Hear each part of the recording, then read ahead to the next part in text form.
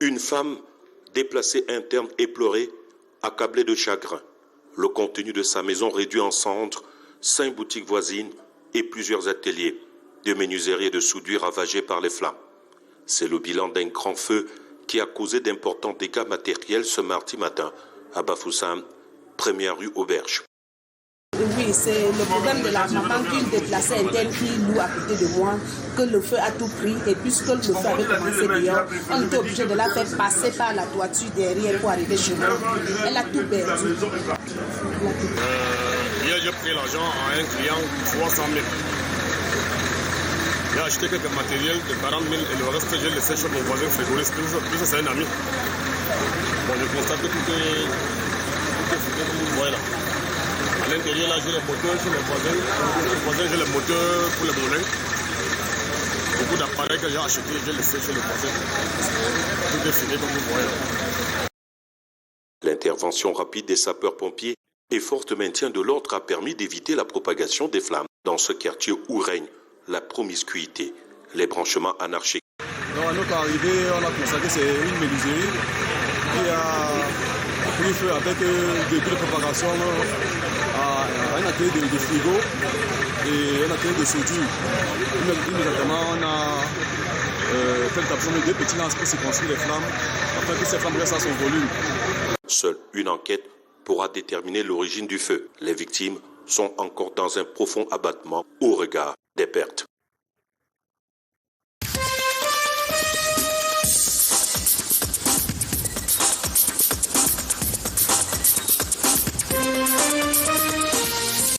Des objectifs ont été assignés à l'escadron de manœuvre, déployé en décembre dernier dans l'Adamawa, dans le cadre de l'opération Adamawa Nord par la Gendarmerie nationale, à savoir sécuriser les fêtes de fin d'année et le mois dédié à la Coupe d'Afrique des Nations, ainsi que poursuivre la lutte contre les prises d'otages. Le bilan au terme du premier trimestre 2022 parle de lui-même.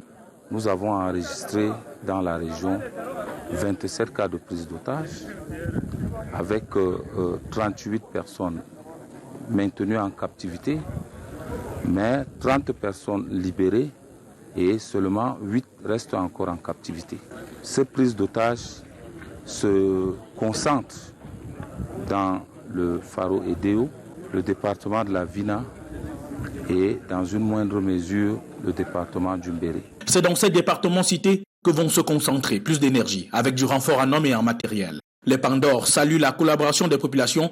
Grâce au diptyque Armée Nation, des résultats élogieux ont été enregistrés. Grâce à elle, on a pu interpeller une dizaine de preneurs d'otages.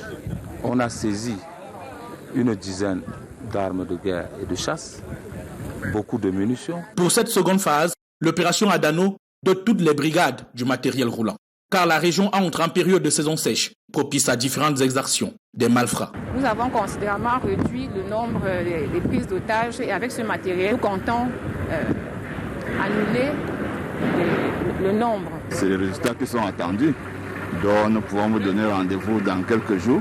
2 numéros verts, à savoir le 113 et le 1501, sont ouverts aux populations pour toute dénonciation, à défaut de se rendre directement dans un poste de gendarmerie.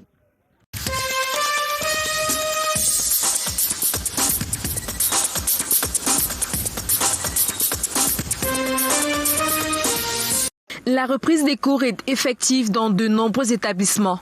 Ici, au lycée de Dibon-Barry, les élèves sont attentifs aux cours qui leur sont dispensés. Les enseignants ont repris la craie. Les cours ont repris, bel et bien, au lycée de Dibon-Barry.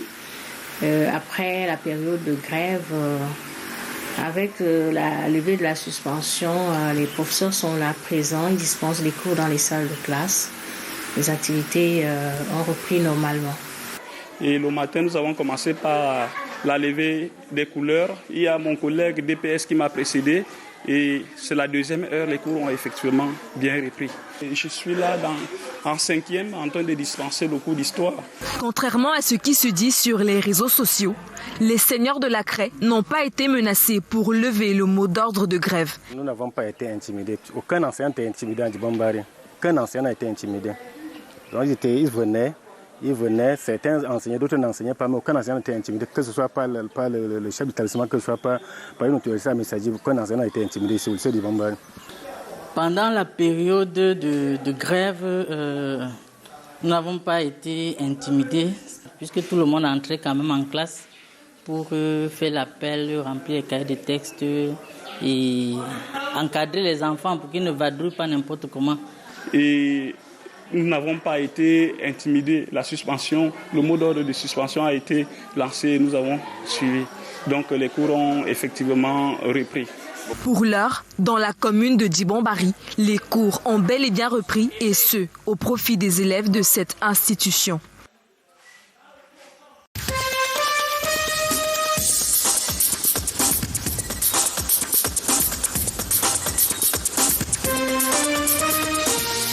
Le Grand Mungoulou, lieu de rencontre, d'échange et de découvertes culturelles Baka, inauguré au campement Bifolone. Né du projet Liberté Baka, pour présenter au monde les créations et richesses de cette communauté de la forêt. Nous sommes dans un contexte Baka, pygmée, nomade, donc nous avons pensé qu'il fallait rester dans la nature. Fruit de l'initiative internationale Les Nouveaux Commanditaires, le musée construit sur 80 mètres carrés enregistre d'ores et déjà une trentaine d'objets avec un circuit botanique et écologique étendu sur 24 km en pleine forêt où se célèbrent chaque jour des chants polyphoniques. Les nouveaux commanditaires sont des hommes qui veulent changer quelque chose. Ils commandent aux artistes ou aux acteurs culturels de développer une œuvre artistique qui répond à une question urgente de la communauté. C'était vraiment une découverte pour moi et je suis très heureuse que notre Institut Goethe ait en coopération étroite avec les Baka. Projet mis en place en 2015, la pandémie de Covid-19 a retardé son inauguration de ce jour. Pour la communauté Baka, c'est l'ère du changement. Nos besoins sont les suivants. Logement au village pour tous les Baka. L'antenne radio pour la communication. La valorisation de la culture. Le musée Mungoulou ou encore la Maison des peuples Baka est une œuvre d'un mélange qui allie modernité et tradition au vu de son architecture. Le projet a bénéficié dans ce sens le financement de Goethe Institut Cameroun.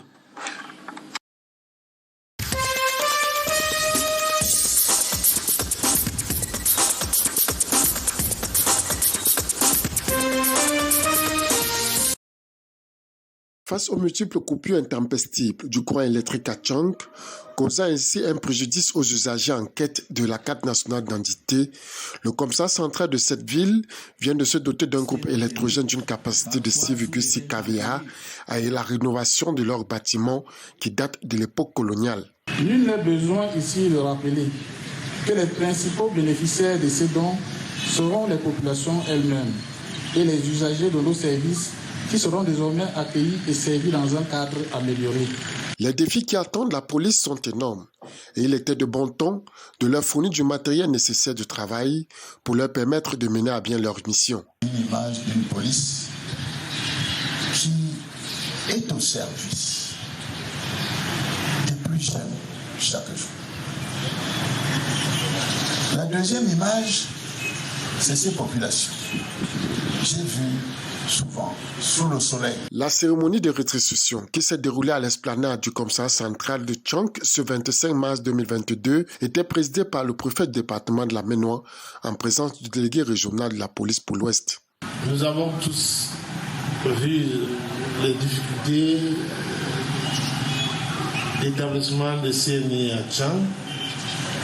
On sait qu'aujourd'hui ce sera une chose du passé. Que avec ou sans union, ce service pourra toujours continuer à fonctionner. Les usagers qui viendront établir leur CNI seront désormais à l'abri des intempéries grâce à cette tente installée. Nous sommes très contents parce qu'avant, n'avait plus à voir ce qu'on a fait. Et quand les gens viennent, ils se restent dans le soleil, même s'il pleut, ils restent sur la pluie. L'initiative portée par le professeur Anaclet Fomité, sénateur, vient apporter une bouffée d'oxygène au commissariat central de Tchank, qui reste toujours en attente d'un véhicule de service 4x4.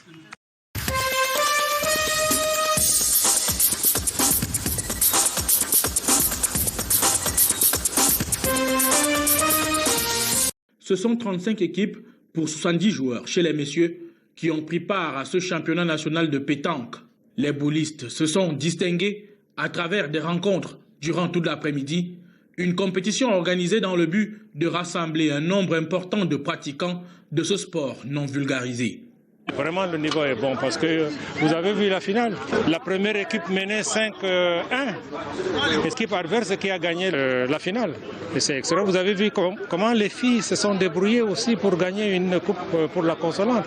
Je suis un président d'un club satisfait. Je souhaite que les autres présidents de clubs emboîtent le pas et qu'on fasse aussi des championnats à Bertoua, à Yagoua, à Yaoundé, à Edea, comme à Kribi. Et je puis vous dire aujourd'hui que je suis le président de Safari Club de Garoua heureux.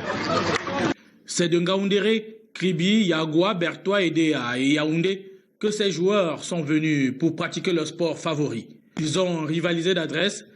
Chez les dames, 4 équipes de 8 joueuses ont également compéti. Le niveau général de la compétition est à saluer. Nous avons travaillé nous sortons d'une victoire de la Coupe du Cameroun, dont nous avons voulu commencer cette nouvelle saison dans la victoire. De gagner parce que seul le travail paye. Après un travail effectué, mon fils et moi, on vient pour l'ouverture du championnat.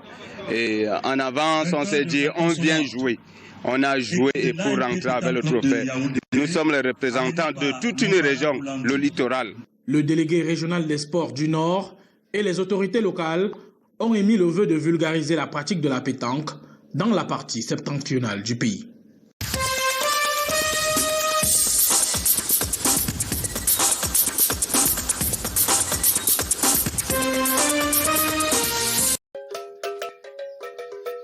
Accueilli tel un messie qui vient annoncer la bonne nouvelle, l'abbé Janvier Wamba, curé doyen de la zone pastorale de Mélon, représentant personnel de l'évêque du diocèse de Nkonsamba, escorté par la cour royale, se dirige vers la chapelle de fortune du village Ninon.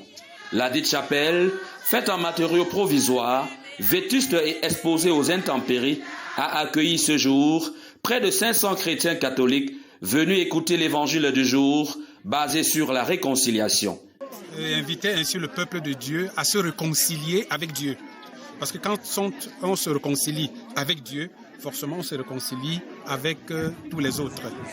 Outre la réconciliation, les populations de cette contrée chérissent le vœu d'avoir une chapelle répondant aux normes de la modernisation. On a trop souffert pour notre église là. Des fois même quand il pleut, on n'arrive pas à s'en sortir. Des souffrances qui ne seront plus qu'un triste souvenir dans un proche avenir. Et le symbole que nous venons de faire, ce que nous les invoquons, nous les invitons à être la pierre de fondation de ce bâtiment qui porte le nom de Sacré-Cœur. L'ancienne bâtisse est en état de délabrement avancé. Et j'ai été saisi par la communauté chrétienne pour que, en ma qualité de chef traditionnel du village, qu'on essaie de mettre, n'est-ce pas, des moyens à travers les contributions des uns et des autres, qu'on puisse construire une nouvelle maison de Dieu. La pose de la première pierre passée, les élites sont invitées à se mobiliser davantage pour voir ce joyeux architectural sorti des terres pour le bonheur du peuple de Dieu du village Ninon.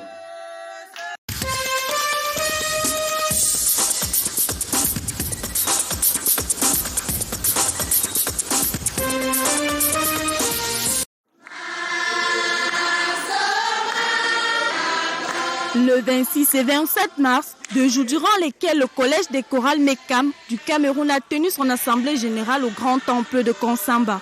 Quelques points ont été abordés, notamment le suivi des résolutions prises à l'assemblée générale de 2021, l'évolution des travaux de la chorale. Nous avons pensé au rajeunissement de nos effectifs. Parce que nous estimons que la chorale est vieillissante, parce qu'elle a 82 ans d'âge. Donc, parmi ces résolutions, il y en a d'autres. Par exemple, le relèvement du chant choral. Et la poursuite des travaux de notre foyer, qui est en construction à Bounindale. 300 délégués ont pris part à l'Assemblée générale. Chacun d'entre eux compte porter les résolutions jusqu'à leur section. Nos sentiments, ce sont des sentiments de bonheur, de fierté, parce que déjà nous avons reçu nos autres, ils repartent après un beau, très grand travail abattu.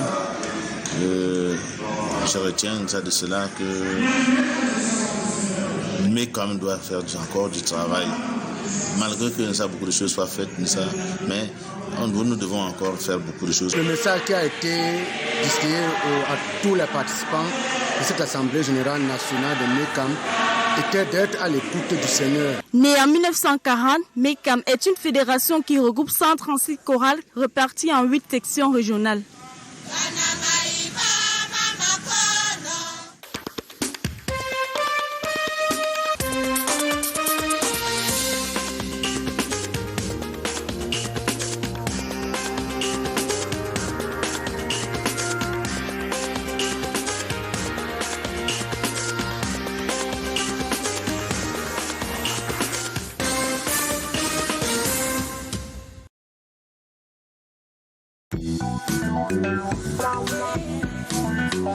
De la musique, si on fait